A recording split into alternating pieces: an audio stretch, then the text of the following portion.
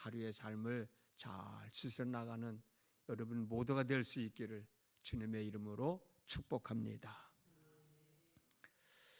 야고보를 죽인 헤롯은 베드로까지 죽이려고 했지만 무교절이 다가왔기 때문에 죽이지 못하고 베드로를 감옥에 가둬두었습니다.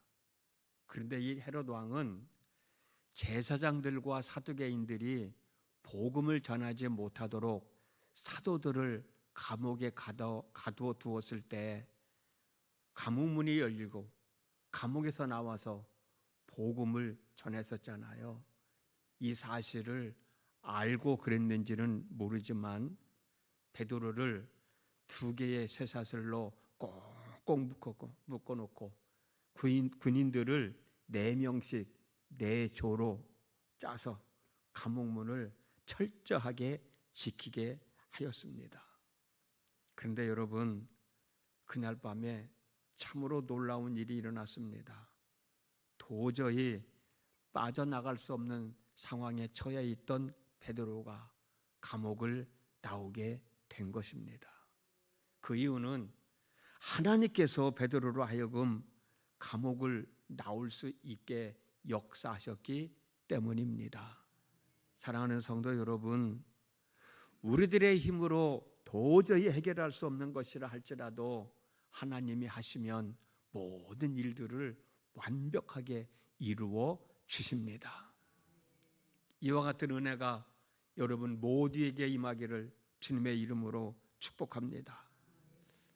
그렇다면 하나님은 왜 감옥에 있는 베드로를 풀어 주셨을까? 여러 가지 이유가 있겠죠. 그러나 저는 본문에서 분명한 것은 예루살렘 교회 성도들의 간절한 기도가 있었기 때문이라고 생각합니다. 5절 말씀을 보면 이에 베드로는 옥에 갇혔고 교회는 그를 위하여 간절히 하나님께 기도하더라 라는 말씀이 있어요. 오늘 또 새벽을 깨우고 기도하러 오셨는데 이 말씀을 통하여 힘을 얻으시고 기도하시고 응답되어지는 삶을 살아가는 여러분 모두가 되셨으면 좋겠습니다. 그리 될 줄 알고 아멘 한번 하세요. 믿음으로 아멘 하세요. 아멘이라고 하는 뜻은 그리 될 줄 믿습니다 라는 고백이거든요. 몇 번 말씀드렸어요. 기도할 때는 내 형편에 맞춰서 하다 말다 그러지 말고 하나님에게 맞춰서 쉬지 말고 할 수 있는 한 꾸준히 기도하자. 지금 당장 아무런 소식이 없다 그래도 아무런 반응이 없다 하더라도 우리 지난주에 말씀 나눴잖아요. 내 기도는 천사들에 의하여 하나님 앞에 상달되어지고 하나님은 기억하시고 때가 될 때 응답해 주시는 거니까 그리 될 줄을 믿고 그냥 꾸준히 기도하는 거예요. 예루살렘 교회 성도들을 보십시오. 아까 말씀드렸던 5절을 보면 베드로가 5절을 보면 베드로는 감옥에 갇혔고 교회는 그들을 위하여 간절히 하나님 앞에 기도했다 그랬습니다. 그리고 본문 12절 말씀을 보면 베드로가 감옥에 나와서 마가라 하는 요한의 어머니 집 마리아의 집에 갔을 때 그때도 성도들은 기도하고 있었어요. 갇혔을 때도 기도하고 갇힌 후에도 기도하고 처음에도 기도하고 나중에도 기도하고 꾸준히 기도하고 있었다고. 그런데 이제는 좀 우리도 좀 기도할 때 좀 성숙한 기도를 했으면 좋겠다. 기도할 때 눈앞에 닥친 문제만 해결되어지기를 위하여 기도하지 마시고 눈앞에 닥친 문제를 통하여 내 삶을 이끌어 가실 하나님의 뜻이 무엇인지를 생각하며 기도하는 저와 여러분들이 되어졌으면 좋겠어요. 대부분의 많은 사람들은 지금 당장 눈앞에 있는 이 일이 해결되어지기만을 하나님 앞에 기도하잖아요. 그러나 이제 우리는 좀 성숙한 그리스도인, 참된 하나님의 사람으로서 내가 지금 당면하고 있는 이 삶의 문제를 하나님이 어떻게 이끌어 가실까?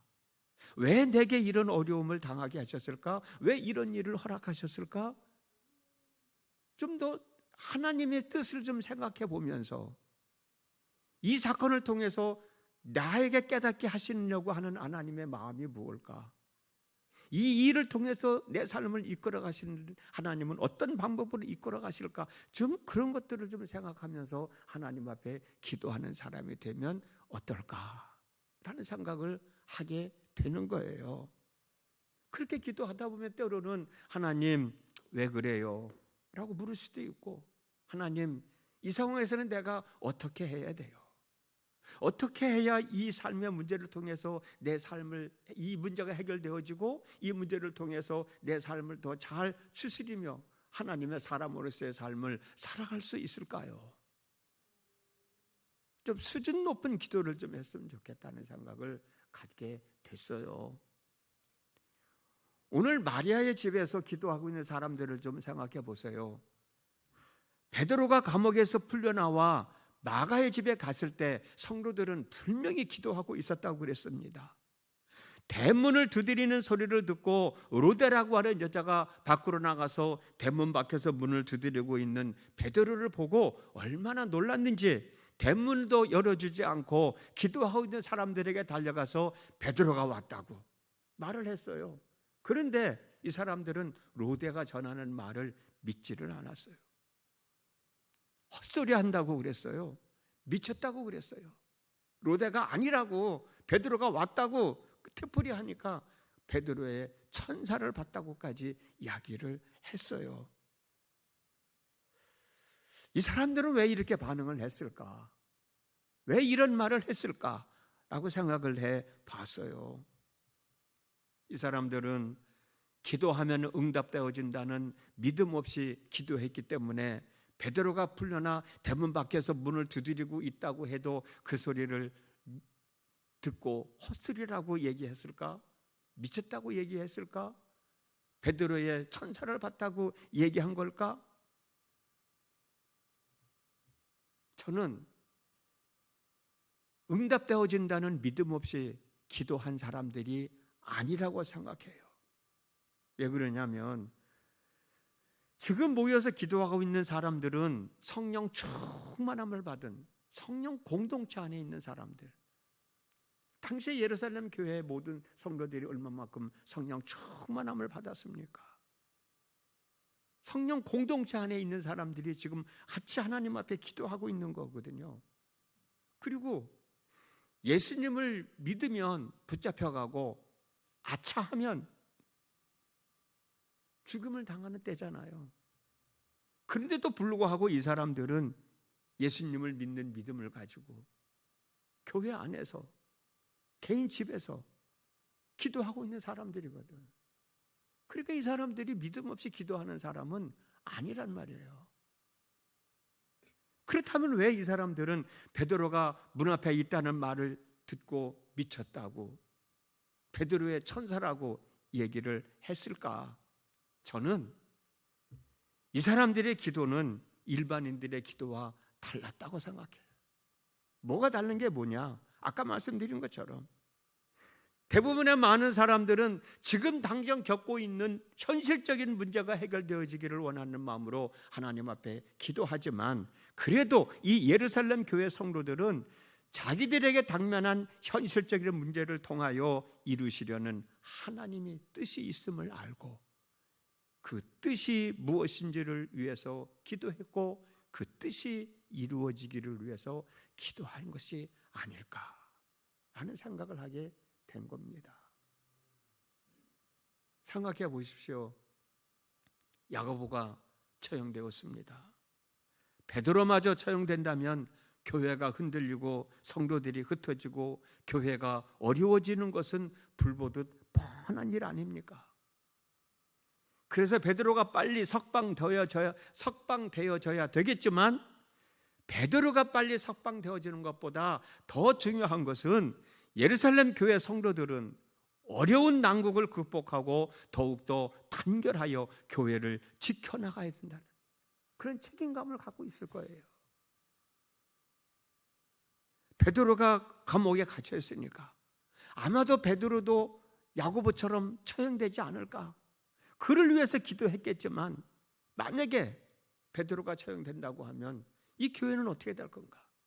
지금 예수 믿고 있는 사람들은 어떻게 하고 있을까? 지도자를 잃었으니 교회가 어떻게 잘 견뎌낼 수 있을까? 우리들의 마음이 하나로 뭉쳐질 수 있을까? 우리의 신앙을 지켜낼 수 있을까? 등등의 것들을 가지고 하나님 앞에 기도하다 보니까 베드로가 왔다는 말이 귀에 들려오지 않는 거야. 다른 사람들은 베드로가 풀려나기를 위해서 기도했을지라도 그래도 이 사람들은 앞으로 일어날 일에 대해서 우리가 어떻게 해야 되겠는가? 이 사건을 통해서 하나님은 우리들을 어떤 방법으로 예수를 믿는 믿음의 삶을 이끌어 가실까? 그 문제를 놓고 기도하지 않았을까라는 생각을 갖게 되는 거죠. 우리는 지금 겪고 있는 현실적인 문제를 해결해 달라고 기도하죠. 맞아요. 그 기도 당연히 해야 됩니다.